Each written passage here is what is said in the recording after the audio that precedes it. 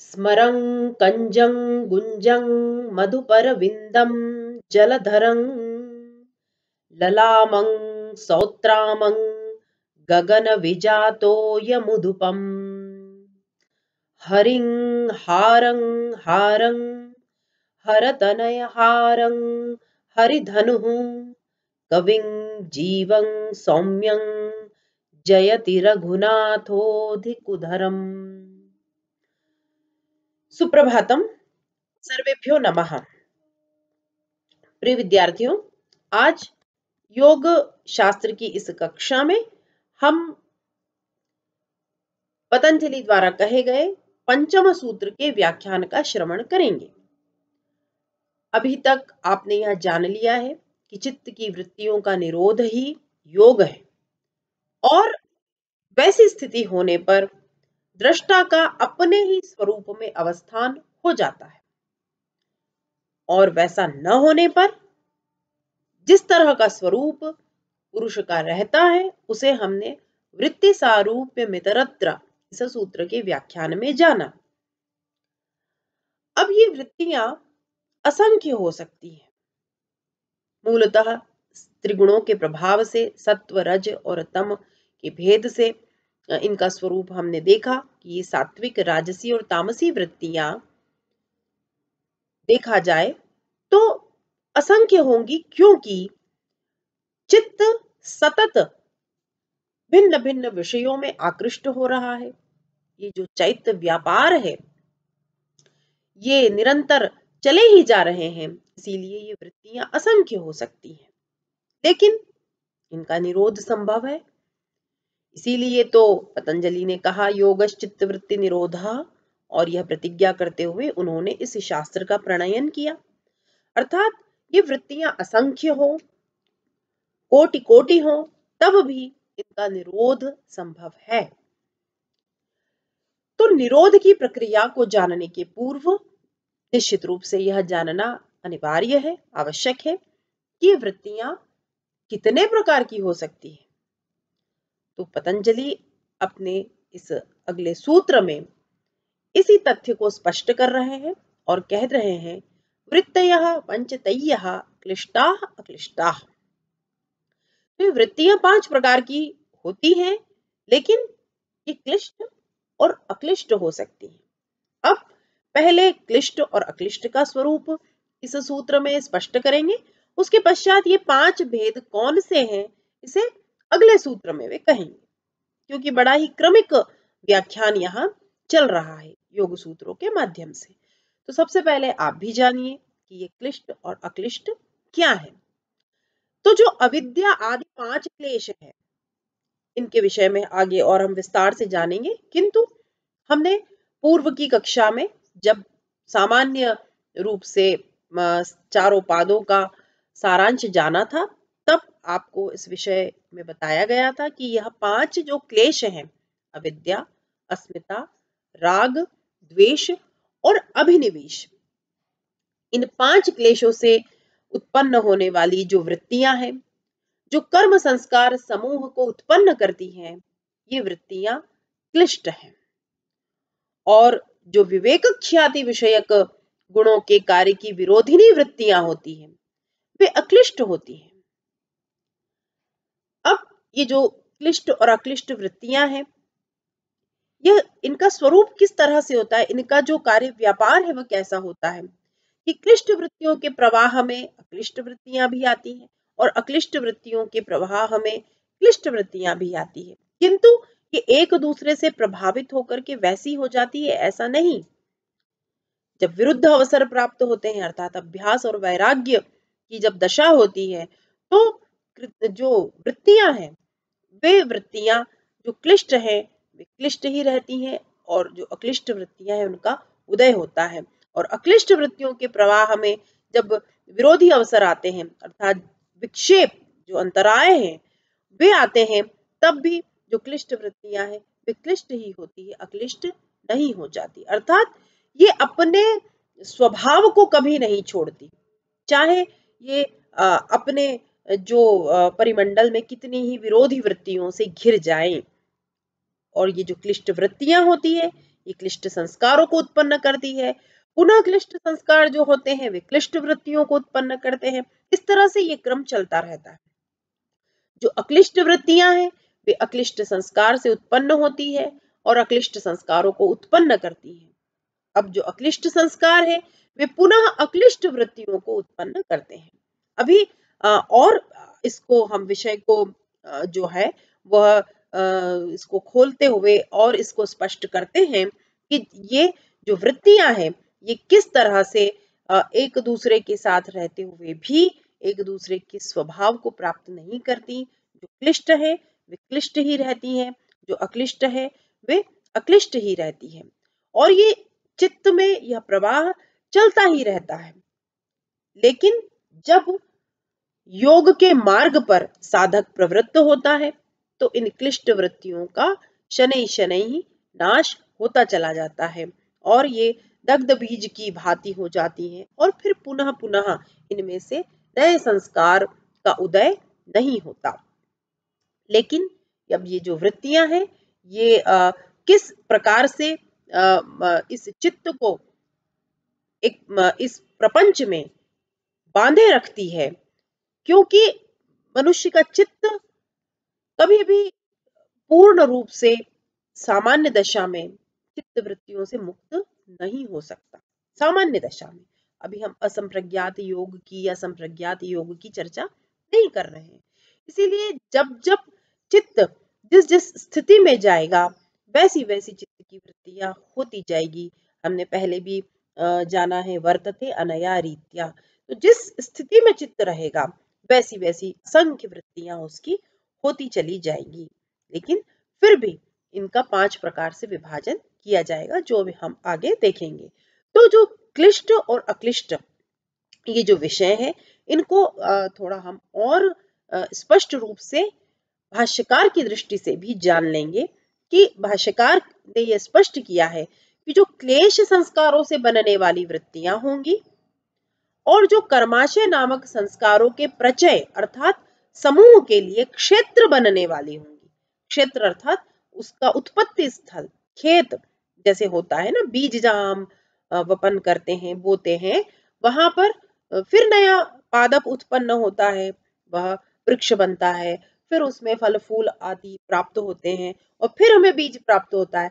फिर हम उस बीज को उस क्षेत्र में बोते हैं और फिर वहां से एक पादप उत्पन्न होता है। तो जिस तरह से ये क्षेत्र में यह बीज जाता है और निरंतर यह क्रम चलता रहता है, उसी प्रकार जो क्लेश संस्कारों से बनने वाली वृत्तियां हैं। अभी क्लेश क्या है, अभी फिर आपको स्मरण करा दूं, पंचविध जो क्लेश हैं, अविद्या, अस्मिता, राग, द्वेष, अभिनिवेश।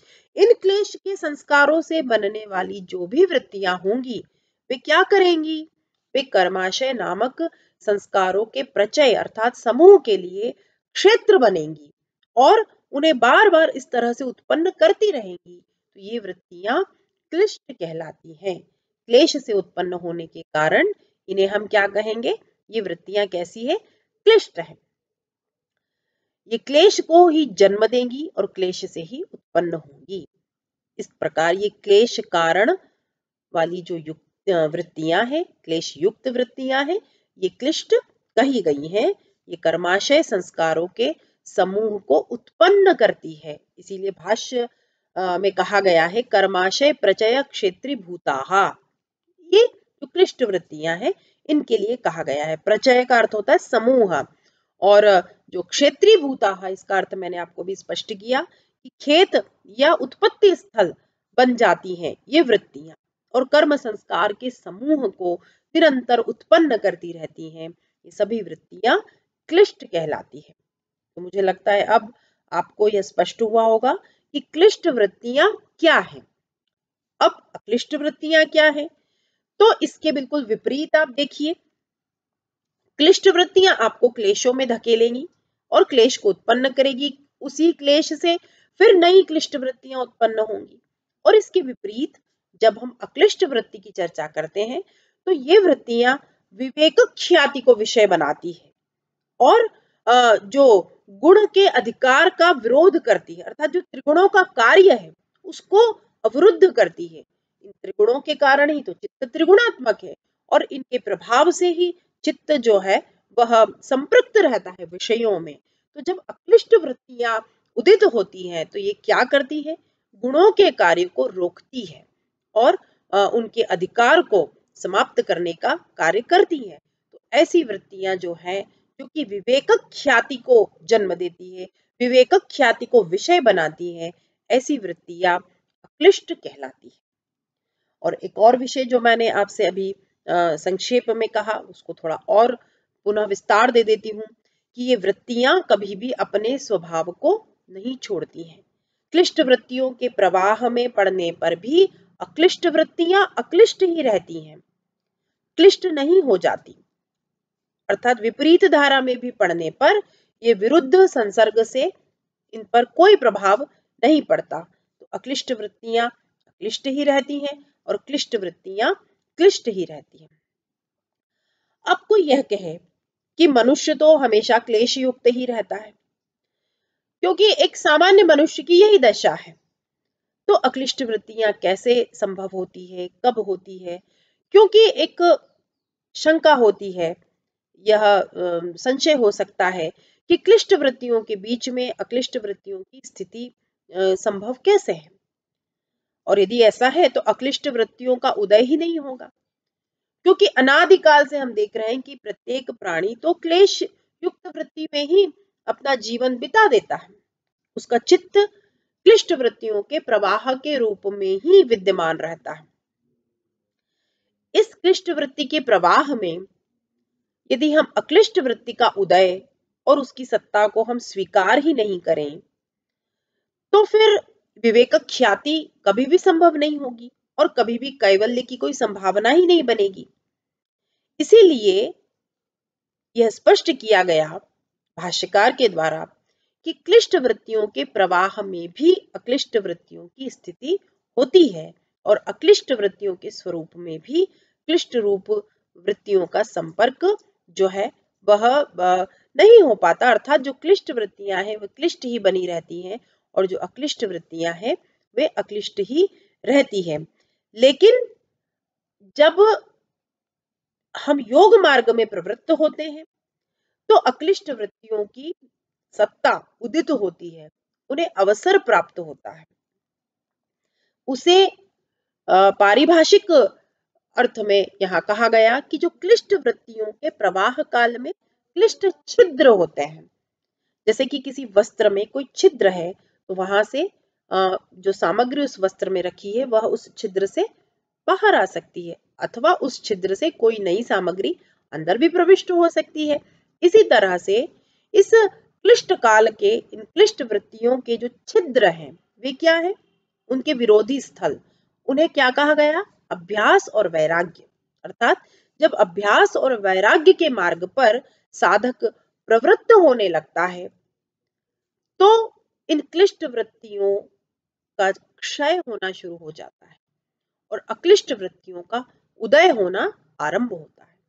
तो इस बात को स्पष्ट कर दिया गया कि यद्यपि मनुष्य क्लिष्ट वृत्तियों में ही उसका चित्त जो है वह बना रहता है, क्लिष्ट वृत्तियों के प्रपंच में वह पूरी तरह से उलझा रहता है, लेकिन फिर भी ये क्लिष्ट वृत्तियों के जो छिद्र होते हैं, अभ्यास और वैराग्य, इनका जैसे ही आगमन होता है वैसे ही अक्लिष्ट वृत्तियों का उदय आरंभ हो जाता है। और इसके साथ साथ अक्लिष्ट वृत्तियों में भी छिद्र हो सकते हैं। वे छिद्र कौन से हैं, तो उन्हें भी स्पष्ट किया है कि अक्लिष्ट वृत्तियों के छिद्र होते हैं विरोधी अवसर, अर्थात विक्षेप। हमने चित्त के अंतराय और विक्षेप की चर्चा भी पूर्व में की है।